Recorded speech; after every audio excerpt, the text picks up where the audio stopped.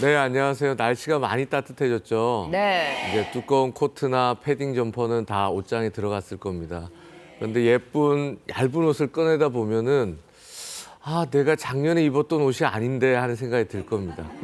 안 맞아. 안 맞고 살이 많이 쪘죠. 그래서 네. 봄만 무슨 되면 이야기신가요? 가장 항상 결심을 하게 되는 게 다이어트입니다. 네네. 단순히 체중을 빼는 것도 중요한데 오늘은 노년층에 있어서 다이어트가 얼마나 중요한지 말씀드리려고 합니다. 단순히 살이 찌는 건 미용을 떠나서 질환을 많이 유발하게 되잖아요. 특히나 나이가 50세 이상 넘어가신 노년층에서는 비만은 고혈압이나 당뇨, 고지혈증의 많은 질환을 유발하기 때문에 네. 단순히 외적인 문제가 아니고 건강을 위해서 체중을 관리하는 건 굉장히 중요합니다. 자, 그러면 내가 비만인지 아닌지 어떻게 알 수 있을까요? 저 아닙니다. 네. 저는 다이어트를 오랫동안 해왔던 사람이기 때문에 키하고 몸무게하고 그거 이렇게 넣으면은 계산하는 네. 방법이 있더라고요. 내가 제곱이랑 비만인지. 나누고 네네. 그거 예, 뭐 있는데. 있어요. 네, 키하고 몸무게 넣으면. 궁금합니다. 김지선 씨가 왜 다이어트를 하신지 잘 모르겠어요. 저는 이렇게 날씬하고 건강하신데. 조절을 하니까 이 정도예요.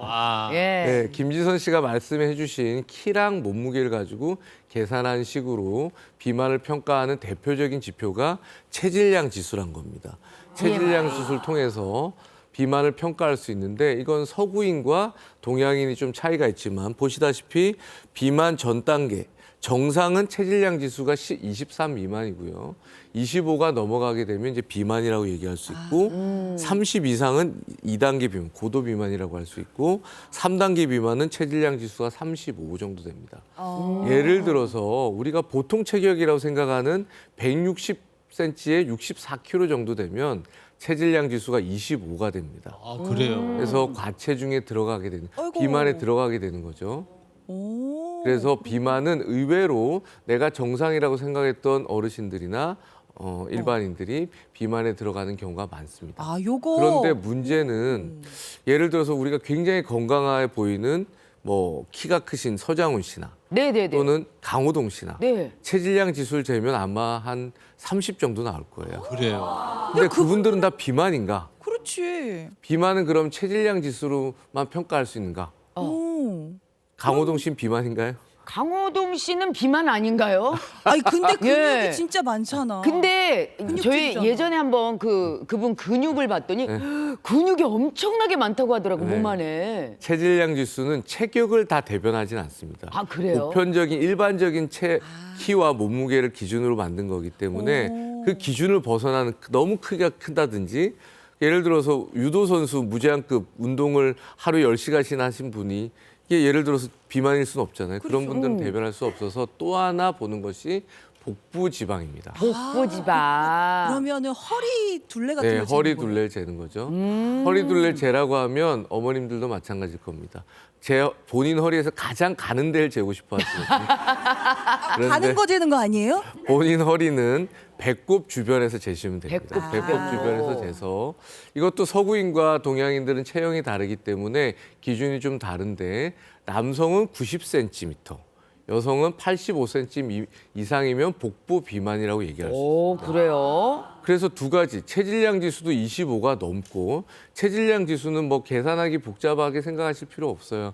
그 인터넷에 들어가셔서 체질량 지수를 검색하시면 자동으로 계산해 주는 곳이 많기 때문에 네. 자기 키와 몸무게만 넣으시면 나오는데 그거랑 허리 둘레를 비교해 봐서 네. 체질량 지수도 25가 넘고 허리 둘레도 남자 90 이상, 여자 85 이상이면 이제 나는 정말 비만이구나 생각하고 체중 관리를 하셔야 되겠죠. 그렇군요. 자, 그러면 네. 이렇게 체질량 지수랑 허리 둘레로 비만을 얘기했는데 우리나라에는 비만 인구가 얼마나 있을 것 같으세요? 우리나라요. 글쎄요. 우리나라 그래도 좀 우리나라? 서구보단 적을 것 같은데. 아니야. 우리가 이제 그래도 서구화됐잖아요, 식생활이. 그래서 되게 많이 늘었다고는 하더라고요. 그래도 뭐 한 20% 내외 에이, 정도. 그렇게 많다고요? 아니 사실 거리에 보면 뚱뚱해 보이는 분들이 그렇게 많지 그래요. 아니에요. 예. 요새 20대 쪽 성인들이 꽤 많아요. 아. 네. 네, 뭐 아시는지 모르겠지만 3월 4일은 세계 비만의 날이었어요. 아, 네. 그래요. 네. 워낙 비만 인구가 많다 보니까 그런 걸 기념하기도 하는데 2023년에 대한비만학회가 통계를 내봤더니 우리나라 성인 중에 비만 기준이 해당한 사람이 38.4%였습니다. 특히나 성인 중에 4명이 비만이잖아요. 남녀로 구분을 해봤더니 남자는 49.2%, 여성은 27.8%가 비만에 해당한다고 그렇게 알려요. 많아? 아니 남자는 거의 반 정도가 비만이란 얘기인데 이 정도예요?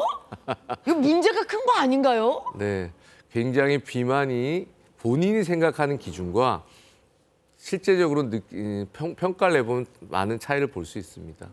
게다가 더 문제가 되는 것은 나이가 들수록 비만율은 증가한다고 알려져 있고 저희가 진료실에서 보면 왜 이렇게 살이 찌셨어요? 그러면 우리 아저씨가 주변에서 얼굴이 너무 홀쭉하다고 그래서 요즘 참 잘 드시라고 했어요. 그러니까 우리나라는 이제 얼굴이 좀 통통하고 체격이 있는 게 미덕이라고 생각하잖아요. 인덕이라고 생각하고. 그래서 선생님 같은 인상이 제일 좋아 보이는 인상이죠.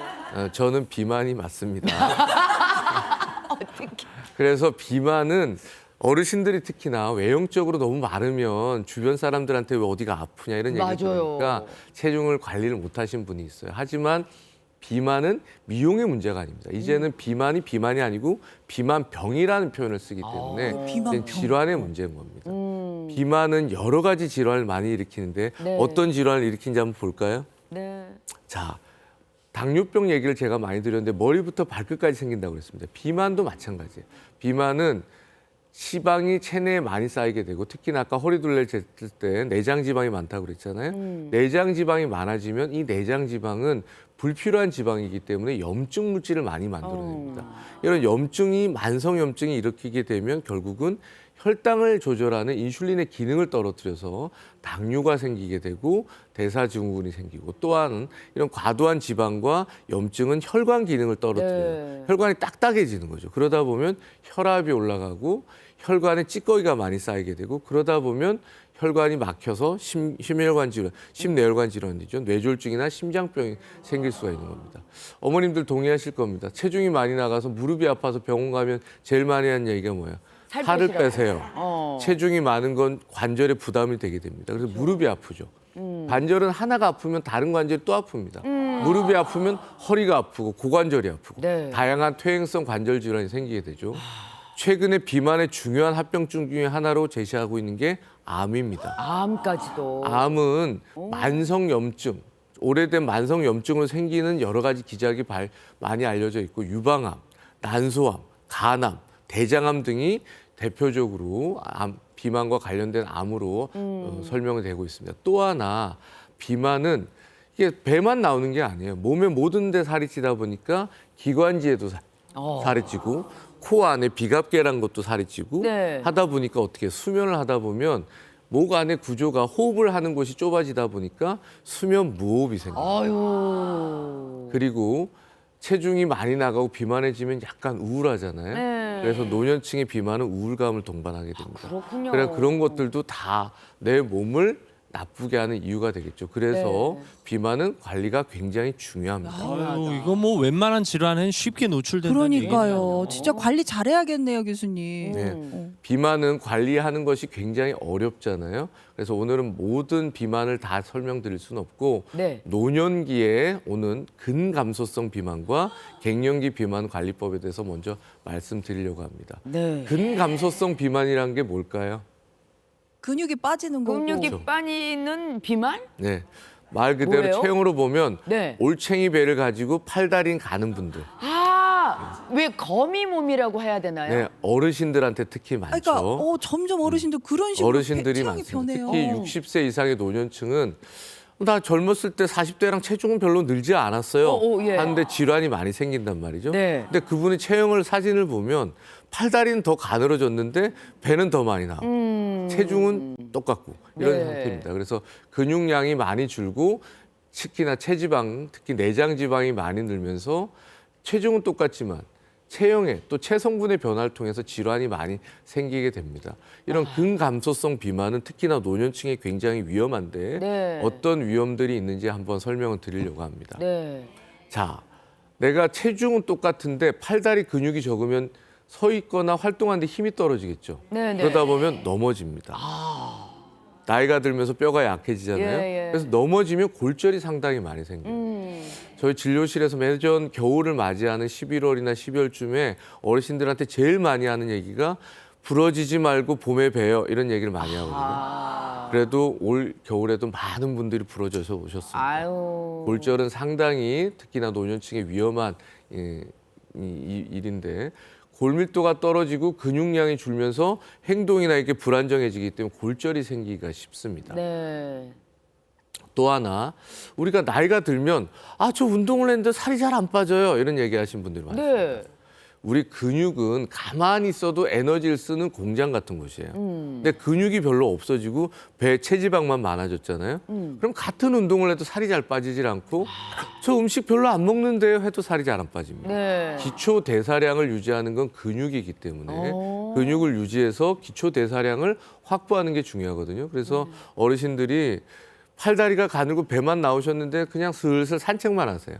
근육을 키우기 위한 운동이 굉장히 중요합니다. 그렇군요. 또 하나는 왜 병원에 못 오셨어요 지난번에 그러면 저 기력이 힘이 들어가지고 병원에 지난번에는 딸내미만 보냈습니다 하신 분들이 많습니다. 거동을 잘 못하시는 거예요. 기운이 없으니까 근력이 떨어지면 어머님들도 마찬가지고 밖에 잘 못 나가면 우울하잖아요. 그렇죠. 그러다 보니까 여러 가지 심리적인 요인이나 신체적인 활동이 떨어져서 근감소증 비만은 무기력증에 빠질 수 있고 특히 노년층에 있어서 사회적 고립으로 이어질 수 있기 때문에 네. 굉장히 위험할 수 있죠. 아니 근데 근감소성 비만이라고 하면은 체중 변화는 없을 수도 있다는 거잖아요. 그럼 어떻게 알 수 있어요? 자, 그러면 근감소증 비만을 확인하는 방법을 말씀드릴 텐데 네. 많은 분들이 헬스장도 가고 보건소나 여러 가지 기관에 가시면 체성분 분석기라는 게 있어요. 네, 네, 서가지고 네. 양손으로 잡고 재는 기계가 있잖아요. 네, 네, 네. 그런 걸 재보면 내 근육량과 지방량을 추정해 볼 수 있어요. 100% 정확한 건 아닌데 네, 네. 추정해 볼 수 있습니다. 이 체성분 분석기로 봤을 때 남성은 제곱미터당 7kg 근육량이 여성들은 5.4kg 이상이면 근육은 충분하고 체지방으로 봤을 때 남성은 25% 이상 체지방이 는다. 그래서 근육이 제곱미터당 7kg 미만이고 체지방이 25% 이상이면 나는 근육은 적고 근감소성 비만이구나. 여성들은 제곱미터당 5.4kg 미만이고 체지방이 30% 이상이면 나는 근육은 너무 적은 근감소성 비만이라고 추정을 해볼 수 있어요. 그렇군요. 보건소 가서 한번 예. 근데 점검을 검사를 해볼 수가 없잖아요. 그래서 실질적으로 측정해본 방법이 몇 개 있는데 우리 몸의 근육은 팔다리에 대부분 있어요. 네, 네, 네. 그래서 손의 악력을 재보는 게 근력을 오. 측정하는 방법입니다. 그래요? 악력기가 있는데 우리 또 운동을 네, 네. 많이 하시는 김지선님 한번 악력을 재보도록 하겠습니다. 그럼 제가 한번 재보도록 하겠습니다. 참고로 김지선 씨 운동 진짜 많이 하시니까 잘 나올 것 같은데. 네. 한번 재볼게요. 힘 주는 거 봐. 팔을 걷고 하셨어야 되는데. 네. 아유. 몇 나오셨어요? 계속 이게 스타트 했는데 어이구. 애가 다시 한번 해보도록 네. 하겠습니다. 애가 놀랬나 봐. 팔 한번 걷고서 한번 해보겠습니다. 하나, 어이, 둘. 어이. 저 전완근이 그냥 네. 이 정도. 힘이 넘는 것 같은데. 자, 그렇다면 몇 치세요? 26.3입니다. 아. 26.3. 이게 높은 편이고 남성은 28, 여자는 18 이상이면 악력이 좋은 건데 김지선님 거의 남성 근육량을 가지고 계십니다. 여보. 네. 내 앞에서 살살 행동하세요.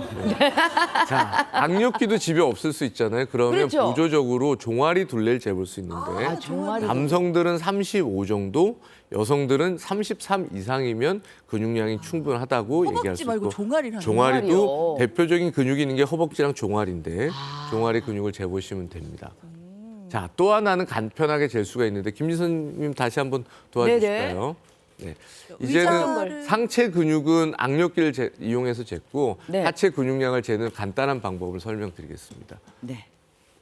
자, 제가 시간을 재볼 텐데요. 네네. 자, 손을 앞으로 하고 의자에 앉았다 일어섰다를 5번 반복할 겁니다. 이게 얼마나 걸리나 한번 볼 거예요. 자, 네. 시작하시죠. 시작.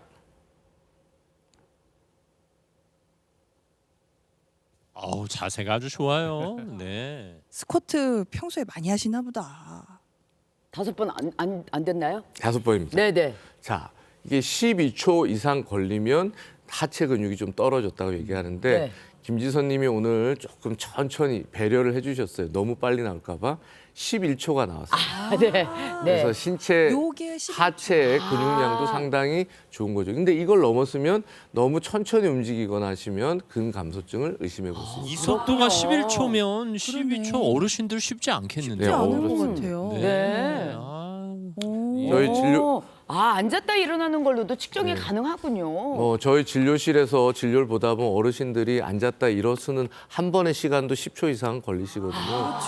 그러니까 그러신 상당히 분들 많으셔요. 어르신들이 필요합니다. 네. 자, 그러면 이렇게 체크를 해봤는데 이제 근감소증 비만이나 노년의 비만을 치료를 해야 되잖아요. 어떻게 하면 좋을까요? 어떻게 하면 좋을까요? 대부분 근감소증 비만이 있거나 노년층의 비만이 있으면 어르신들이 음식을 줄이는 게 일반적이에요. 그렇죠. 저 음식을 많이 안 먹습니다. 뭐도 안 먹어요. 뭐도 안 먹어요. 이렇게 얘기하시거든요. 근데 노년기에 근감소증 비만의 가장 중요한 것은 잘 먹는 겁니다. 잘 드셔야 된다고요. 근육을 만들어야 되잖아요. 아니 근데 그래서 잘 드시면 또 살이 찔까 봐. 좋은 음식을 잘 먹는 거죠. 좋은 음식을. 그래서 보통은 어떻게 드세요? 그러면 저 밥하고 김치하고 이렇게 먹었습니다. 밥하고 대부분 젓가락하고. 식사를 어르신들이 그렇게 하세요. 단백질을 잘 먹는 게 굉장히 중요하고요. 충분한 단백질을 먹어야 되는데 몸무게 1kg당 1에서 1.2에서 1.5g 정도의 단백질 섭취를 꼭 해야 됩니다. 몸무게가 60kg이라면 보통 하루에 72에서 90g 정도의 단백질 섭취해야 되는데 이게 보통은 닭가슴살 100g, 달걀 하루에 2개, 두부 반모, 그리고 두유를 한 잔 먹고 견과류를 자기 한 줌, 여기 손 한 줌 정도를 매일매일 먹는 것이 요 정도 양을 보충하는 겁니다. 두 번째로는 운동을 하는데 운동 많이 하세요? 그럼 전 맨날 운동합니다. 걸으시죠. 슬슬 걸으시고 유튜브 보시고 친구랑 노십니다.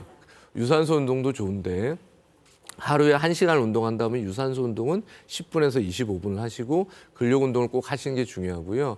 김지선 씨가 하셨던 앉았다 일어섰다 하는 운동도 네. 아주 좋습니다. 관절에 무리가 없으면. 그리고 벽을 잡고 발 뒤꿈치만 올렸다 내렸다 하는 운동도 종아리 근육을 까치발처럼. 키울 수가 있고 또 하나 집에 조그마한 무게감이 있는 물건이 있으면 그걸 들고 운동을 하는 것이 좋아요. 그렇지만 노년에 이 근력 운동을 하라고 그러시면 체육관 가서 젊은 사람들 같이 무거운 걸 드시는 분들이 있어요. 그런 무리는 피하시는 게 좋습니다. 네. 두 번째로는 또 노년에 굉장히 비만에 관심이 많은 분들이 갱년기입니다. 갱년기는 살이 왜 찔까요? 왜 쪄요, 분명히- 근데 진짜? 자, 갱년기는 여성 호르몬이 급격히 변화하는 시기입니다. 네. 남성들도 갱년기가 오는데 호르몬이 빠른 속도로 변하지는 않거든요. 하지만 여성들은 2, 3년 내에 여성 호르몬이 급격히 변하게 되는데 여성 호르몬은 근육을 잡아주고 지방이 늘지 않도록 버텨주는 버팀목이에요. 근데 그게 없어지다 보면 지방이 늘고 근육이 줄게 됩니다. 네. 근데 지방이 주는데 내가 불필요했던 허벅지나 엉덩이 뭐 이런 데 옆구리 지방만 줄면 좋은데 여긴 주는데 이 지방이 늘면서 배로 가는 거예요. 그래서 남성형 비만으로 증가하게 되면서 내장 지방이 늘면서 많은 질환이 생기게 됩니다. 네. 속상해. 그렇구나. 아니 그러면은 갱년기 질환의 여성들은 어떻게 다이어트를 하면 좋을까요? 자, 좋습니다. 갱년기는 네. 여성 호르몬 변화 때문에 여러 가지 문제가 생기게 되는데 네. 가장 큰 변화가 수면 장애가 생기고 수면 장애. 약간 호르몬의 변화 때문에 무드의 변화가 생기거든요. 그렇기 때문에 식사량이 조절이 안 돼요. 막 스트레스가 많아지잖아요. 그걸 먹는 걸 풉니다. 그런데 이 갱년기는 아까 노년들과 달리 네. 음식량이 워낙 많기 때문에 제가 노년기 근감소증 비만 잘 드시는 게 중요하다고 그랬잖아요. 네, 네, 근데 네. 갱년기는 식사량을 줄여야 됩니다. 저희는 그래서 절대적인 칼로리의 컨트롤이 필요하고 칼로리를 자기 체중에 비해서 한 하루에 500칼로리 이상 줄이는 게 필요해요. 권장 칼로리에서. 그래서 칼로리를 줄이고 운동을 하는 게 중요하고 네. 또 하나 여성 호르몬이 급격히 떨어지면 가장 문제가 되는 게 여성 호르몬의 변화 때문에 골다공증이 생겨요. 그래서 칼슘과 비타민 D가 많은 식사를 하는 게 중요합니다. 하루에 비타민 D를 충분히 노출하려면 야외 생활을 한 30분 정도는 해주셔야 되고 비타민 D가 많은 생선이나 유제품들을 많이 드시는 게 중요합니다. 그리고 또한 운동을 슬슬 걸어 다녀서는 안 돼요. 갱년기는 좀 고강도 운동, 강도를 높여야 돼요. 내가 할 수 있는 최대량. 그리고 제가 환자들한테 항상 말씀드리지만 땀이 날 정도로 운동을 해라. 아. 그래서 강도를 좀 높여서 운동을 하는 게 중요하고요. 또 하나 수면 장애와 무드의 변화 때문에 스트레스가 굉장히 많습니다. 네. 이런 스트레스 관리를 잘하는 것도 중요하고 그런 것들이 도저히 내 스스로 하기 힘들다. 그러면 갱년기에 여성 호르몬 치료를 하는 것도 도움을 받을 수가 있습니다. 네, 근육 감소성 비만과 갱년기 비만을 잘 비교해 주셨습니다. 네. 잘 들었습니다. 아, 걱정하실 거 아니에요. 네. 그리고 난 통통하지 않으니까 괜찮아 하고 방심하실 것도 맞아요. 아닙니다. 네. 어. 교수님이 가르쳐 주신 지침대로 네. 잘 행동하시면 되겠습니다. 교수님도 열심히 하시기 바랍니다. 네, 저도 열심히 해서 감사합니다. 감사합니다. 감사합니다.